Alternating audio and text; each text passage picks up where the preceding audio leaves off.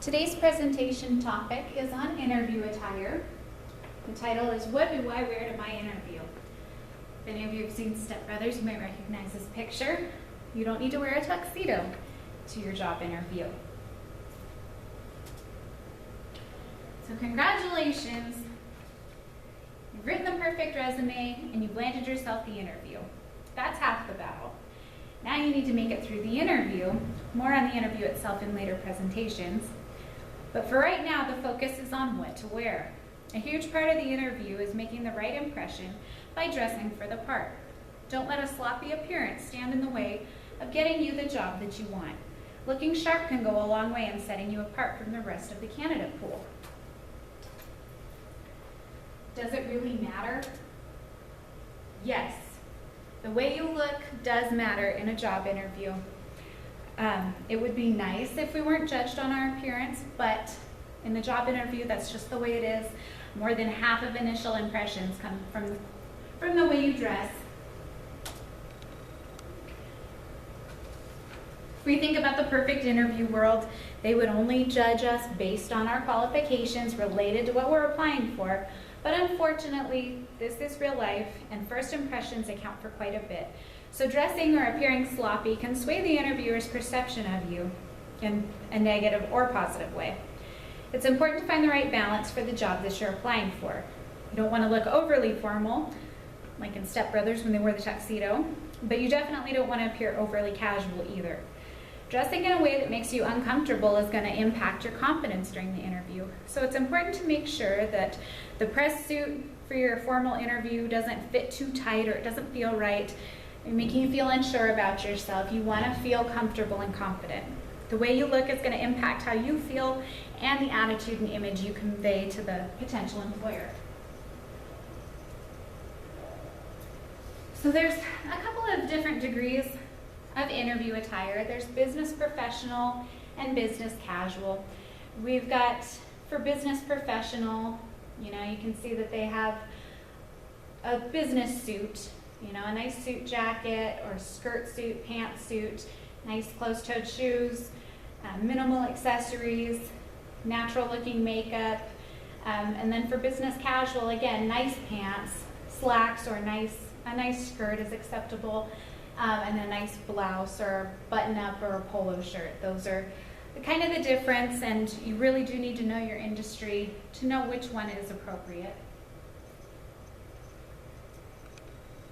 So how do you know? Well, don't hesitate to ask the employer. If you have no idea what the business culture is like and you don't know if you should show up in business professional or business casual, this is a great way to find out. Just call and ask. That's perfectly fine. A good rule of thumb, it's better to be overdressed than underdressed, but either one can make you uncomfortable. So don't show up looking like you don't know what you're doing. So business professional. For men and women, you want to wear a nice suit jacket or sports jacket and some kind of business dress for a lady or business pants. A pantsuit. Dress shoes for both. Men, it's preferable to wear a tie in business professional. And for women, low heels are acceptable. You definitely don't want to show up in your stiletto heels, especially if you don't know how to walk in them properly. The color scheme for both men and women would be neutral colors: black, white, gray, brown, navy blue. Those are always safe colors to stick with. For business casual, like we discussed just a minute ago, again, you want to have a nice top on. You want to have a collared or a polo shirt or some kind of a nice blouse if you're a lady. Suit jackets can be added if you want a more professional look. You don't really want to have bright patterns or colors. Those are more it just depends on the industry. For example, if you are doing a job in the cosmetology field, that might be more acceptable to show up to the interview with a little bit more color, and that even goes for makeup too, but you really do need to know your industry. For pants, for men and women, khaki pants or slacks And if you're going to wear a skirt, you want to make sure it's at least knee length. Flats or heels are acceptable. You don't, again, I can't emphasize enough, don't wear uncomfortable shoes. If you're a lady, if you're not used to walking in very high heels, stick with nice looking flats.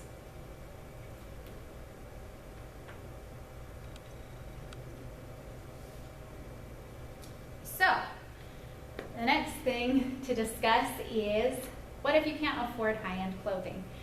You really don't need expensive clothes to look great during an interview.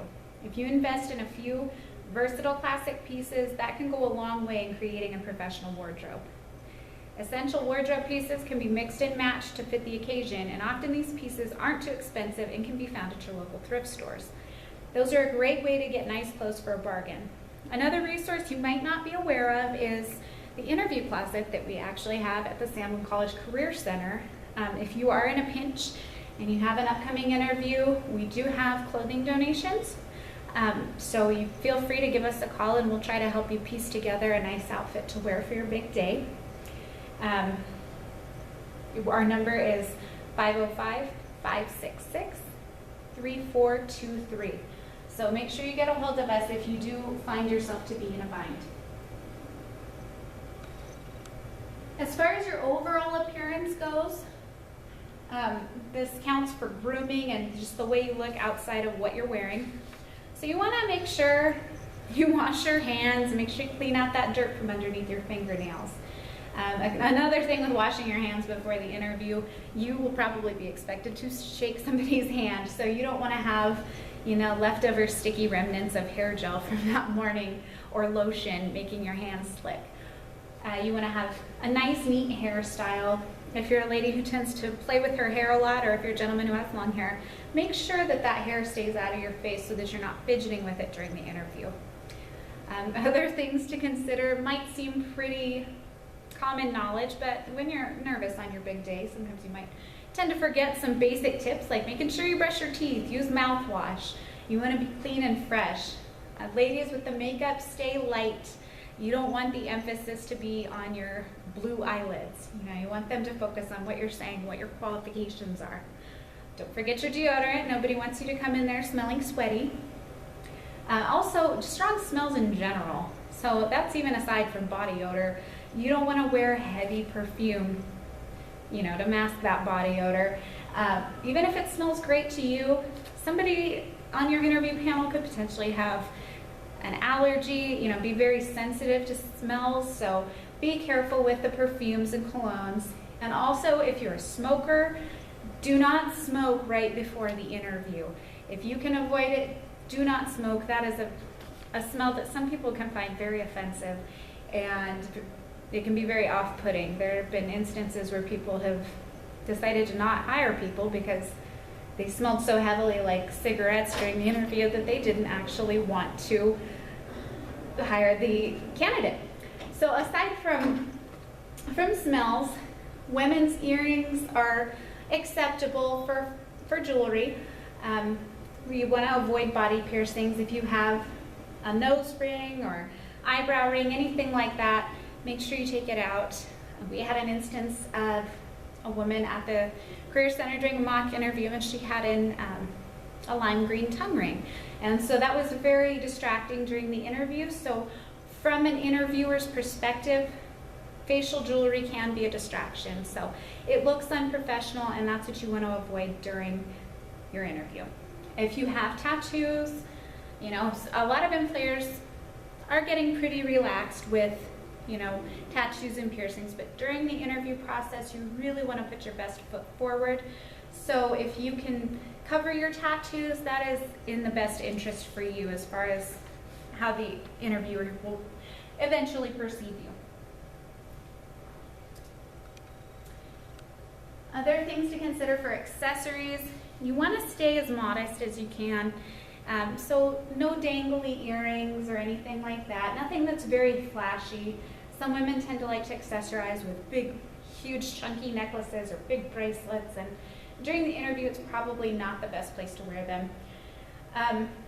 Men, belt and watch, those are always acceptable accessories, but you don't want to have a watch that's too flashy. You don't want to look like you're, trying to show off during your interview. You want them to be paying attention to what you're saying. Your shoes, again, conservative shoes, pumps for ladies, closed-toed. Your tie, if you're a gentleman, it shouldn't be distracting, so don't wear your bright red, Bugs Bunny tie during the interview. Only one bag or a tote, so preferably a professional-looking briefcase or portfolio or something like that is acceptable to bring. And you definitely don't want to have a hat on. You don't want to wear casual sneakers or flip-flops at your interview. Your hair and makeup would be considered an accessory, so you want to keep both of those simple as well. So some do's and don'ts for the ladies. Use hairspray. If you think your hair might go a little awry before your interview, make sure you do a little light dusting of hairspray. It can work miracles. If you want to wear your hair in a ponytail or a nice updo during the interview, that's fine, as long as you're not playing with your hair during the interview. If it takes you a long time to fix your hair in the morning, you might consider washing and drying it the night before so that you have time to style it in the morning. You might even want to give yourself extra time to get ready that day, so you might even want to get up a little bit earlier than you normally would. You don't want to wear heavy makeup. You want to think that less is more in the interview for makeup. You don't want to wear heavy perfume, as discussed earlier. No flashy hair accessories or gaudy jewelry. Comfortable conservative shoes, and don't forget about small details like grooming your eyebrows or making sure your nails look nice. You don't want to go in with, bright blue fingernail polish or chipped fingernail polish. So a nice classic simple manicure will be sufficient for that. And then for the men,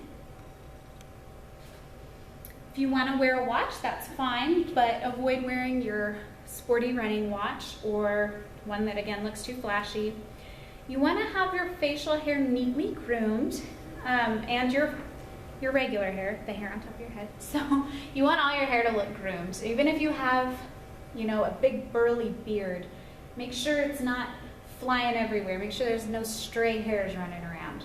I wouldn't personally suggest that you go and shave off your beard that took you years to grow for the job interview, because chances are always there that you may not get the job, and so then you've shaved your face, so then you're jobless and beardless. So don't shave it unless they ask you to as part of the job, if maybe it's a safety requirement.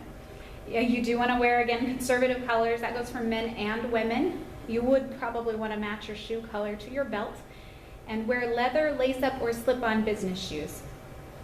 Don't wear cologne if you can avoid it, and if you do, very lightly. Don't wear bright socks or white socks. Make sure you have nice dark dress socks. And you don't want to let your tie extend down past your belt line.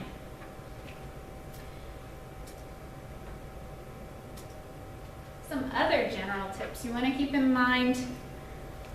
Conservative is always the safe route to go. A suit with a tie for males will work in most situations. Avoid clothing that is wrinkled or ripped or stained or anything like that. Make sure you stick with solid colors, simple patterns. That's not the place to wear your brightest and most fun patterns and colors. Simple accessories, belt and watch. Again, keep them simple. Neat grooming. Make sure your clothing doesn't have any lettering or graphics on them. Solid and simple. And then things to check for before you head out that morning. Make sure you don't have any missing buttons or lint all over your clothes, or make sure your tie is not crooked. Those are just little things those little details that can go a long way. And ladies, for skirts, please make sure they're not shorter than the tips of your middle fingers. But, knee length is always preferable. Clothing closet staples. So you want to make sure you have some neutral colored basics and pieces that you can use or wear regularly.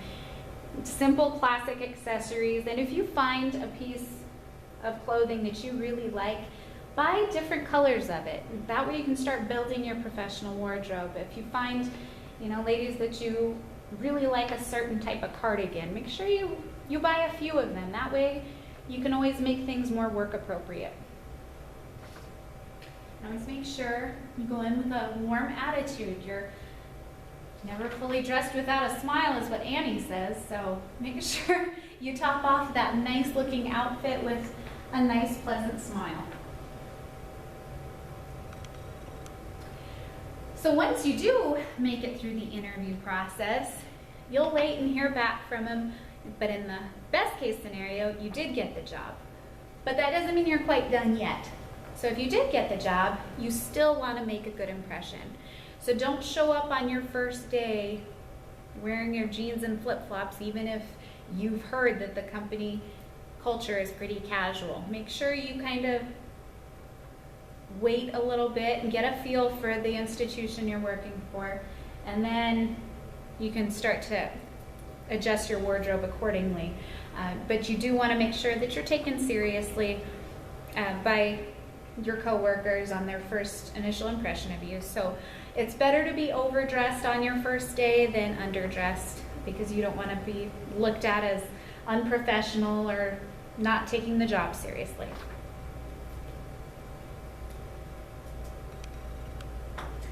And that concludes our what to wear to the interview. Good luck on your interview, and if you need any assistance, please contact the San Juan College Career Center at 505-566-3423, or you can email us at careercenter@sanjuancollege.edu.